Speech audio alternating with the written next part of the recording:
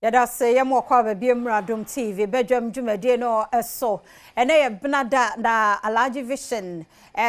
abahase ya ananope ya ba bedi enkomo ahwe eni no ho ensem na fenyawa ahodo Alhaji Vision Herbal Clinic and Spiritual Center wono enti Dr. Alhaji awaha na the doctor PR so ewa ha penfo anopem mu achen na bia boko de na Alhaji Afisem green nya bad ho efe mu nyina mu ho efe pa Alhaji Vision yada mu asenso nyame yadom a memenda color party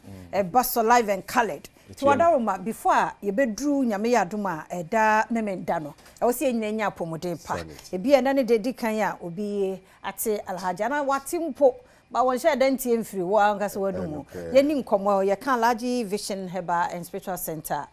niama hodo be na wo ye wo ho ye beda wasi na mafa konya kesia wo de mami so Alhaji Vision Herbal Clinic and Spiritual Center ye bia de haban enubna ensini nyanom biaba na twedi ampo nyankopon da roma ode na me nanom so na ne ababehye me so itina no pa bia na obi hwe me a o tie me bia na on share on teaming kan ba bia da bia ne first time ni bi so atemin kada ba bia ohum your TV so da yes itimedin album just na traditional and herbal Dr. Alhaji Ahama Idris opanyi kwanchefo emi na me da Alhaji Vision Herbal Clinic and Spiritual Center na no itina no pa me ne papa bia na otie me ene die mu bia na ohaw ne amane bi aye kwankro ene daw so eye sunsumu anase honamani efisa me ye honamani ene sunsumu adwuma atete wache efri utrase besi unase doctor said him diefo akuku dam ahwew entumi nko obi kura ba mu abu wase yare we ya na bekuma free wiase ebre bia ya mehwe meka chem doctor say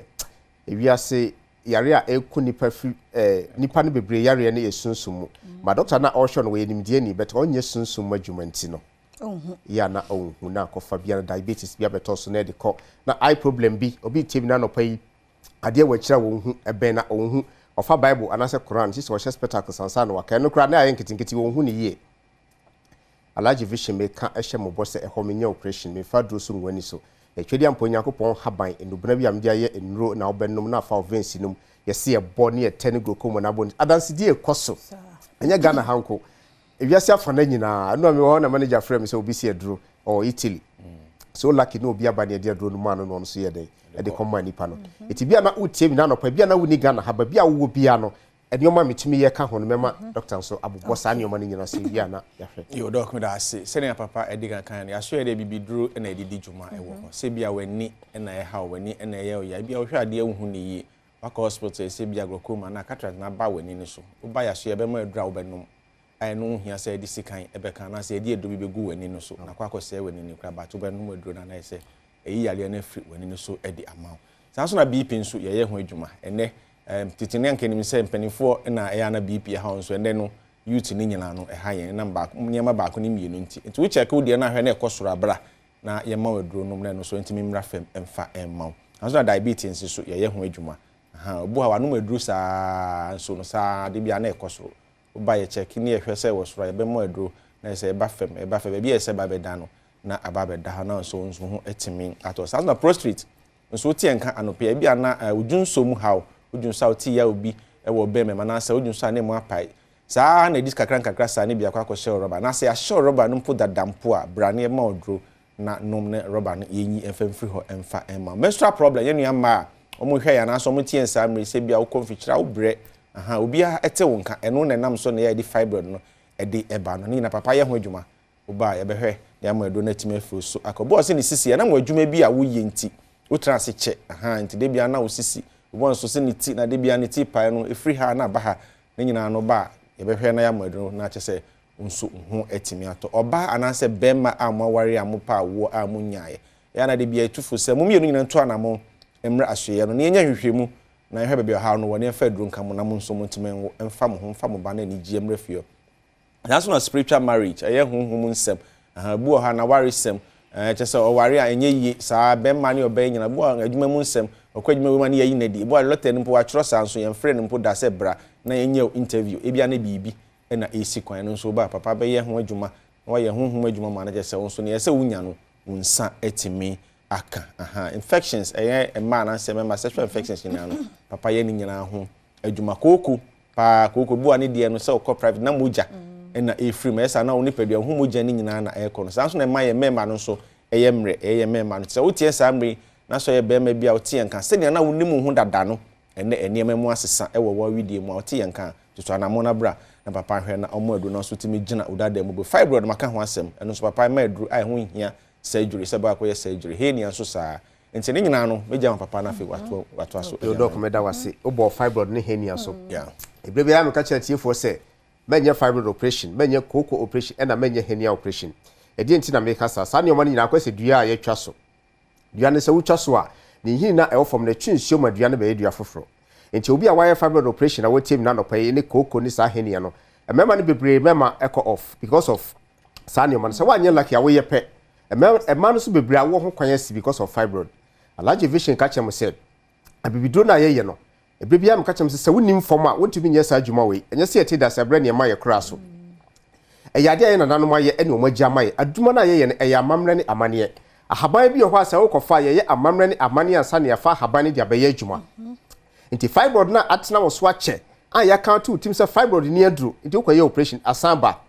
afi wa hwe yi a ne yi wa wo de Alhaji vision se ka wakoma fatu yem enye afi na ye be ya ye bebre amadanse die ekoso obi tiem na no pai koko ho hawonti ani ho hawa me boso ho efa ye koko ye mema nya adwuma efa ye koko ya wo ho kwan asi abayifo timi si awo ho kwan de betime ka chem sa Alhaji vision Herbal Clinic and Spiritual Center enam tumi atwedi amponya kopon da woro ma ode nam ye nanam so a be so ye sunti no bayifo ni tumi wo ho a obeto diabetes amaw bayifo ni tumi wo ho a obesi wo ho kwan bayifo ni tumi obeto eye problem bi afra wani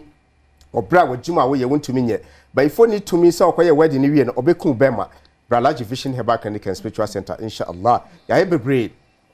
enti wutem na nopai koko na ahaw atetewo amo oni sie wisi eye one time wutifa to me payo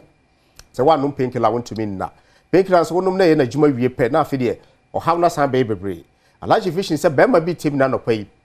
ne sisi okọ private emoja nko a enti ama bema na ebo ne tim ko na siri trase odi ani je wo fie